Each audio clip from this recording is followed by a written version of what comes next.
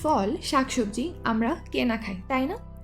তবে আপনারা কি জানেন যে খাবারগুলো আপনারা প্রতিনিয়ত গ্রহণ করছেন তাদের মধ্যে কিছু কিছু খাবার আপনার শরীরের জন্য মারাত্মক ক্ষতিকর হতে পারে? এদের মধ্যে একটি হলো কাঁচা টমেটো।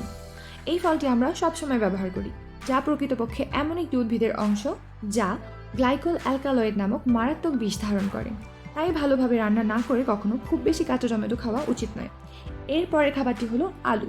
ভয় পাওয়ার কিছু নেই, সচরাচর আমরা যেভাবে আলু গ্রহণ করে থাকি তা আমাদের জন্য বিষাক্ত নয়। তবে যেসব আলুতে সবুজ অংশ দেখা যায় সেগুলোতে সোলানিন নামক গ্লাইকোল অ্যালকালয়েড রয়েছে। এটা এক ধরনের নার্ভ টক্সিন, যেটা বেশি পরিমাণে গ্রহণ করলে বমি, ডায়রিয়া, প্যারালাইসিস, এমনকি মৃত্যুও হতে পারে। কিছু কিছু আলুতে অঙ্কুরিত কুঁড়ি দেখা যায়, এমন আলুও গ্লাইকোল অ্যালকালয়েড বহন করে। এরপর হলো আপেলের বীজ। আপেলের বীজে এমিগডালিন থাকে, যা ভেঙে সায়ানাইডে পরিণত হয়। সায়ানাইড এক ধরনের বিষ যা রক্তের মধ্য দিয়ে অক্সিজেন পরিবহনে বাধা দেয়, যার কারণে হাইপোক্সিমিয়া, এমনকি মৃত্যুও ঘটতে পারে। দু একটি আপেলের বীজে এমন বিষাক্ততা সৃষ্টি হয় না। হাজার হাজার বা শত শত আপেলের বীজ গ্রহণ করলেই তা কেবল আমাদের জন্য বিষাক্ত হয়ে দেখা দেয়। এরপরের খাবারটি হলো লিচু। সঠিকভাবে লিচু খেলে তা আমাদের স্বাস্থ্যের জন্য উপকারী, তবে খালি পেটে কাঁচা অপরিপক্ক লিচু খেলে তা আমাদের শরীরের জন্য মারাত্মক ক্ষতিকর হিসেবে প্রমাণিত হয়েছে। এগুলোতে উচ্চ পরিমাণে হাইপোগ্লাইসিন নামক অ্যামিনো অ্যাসিড থাকে। এগুলো খালি পেটে বেশি পরিমাণে গ্রহণ করলে শিশুদের খিঁচুনি দেখা দেয়, এমনকি মস্তিষ্কে তীব্র ফোলাভাবের জন্য তারা জ্ঞানও হারায়।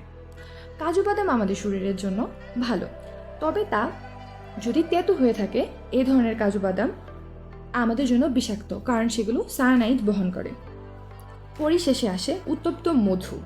মধু উত্তপ্ত হলে অনেকটাই আঠালো হয়ে যায়, যা আমাদের পরিপাক ট্র্যাকে আটকে থাকে। এগুলো টক্সিন উৎপাদন করে। তাই আপনার শরীরে অতিরিক্ত চর্বি দূর করতে লেবুর সাথে গরম পানিতে মধু মেশাবেন না। প্রকৃতপক্ষে এই খাবারগুলো আমাদের শরীরের জন্য উপকারী, তবে সেগুলো সঠিকভাবে ব্যবহার করতে হবে। অপরিপক্ক টমেটো এবং আলু ক্ষতিকর গ্লাইকোল অ্যালকালয়েড বহন করে। আপেলের বীজ এবং তেতো কাজু বাদাম সায়ানাইড বহন করে। অপরিপক্ক লিচু স্বাস্থ্য ঝুঁকি বহন করে, এমনকি উত্তপ্ত মধু বিষাক্ত হতে পারে আমাদের শরীরের জন্য।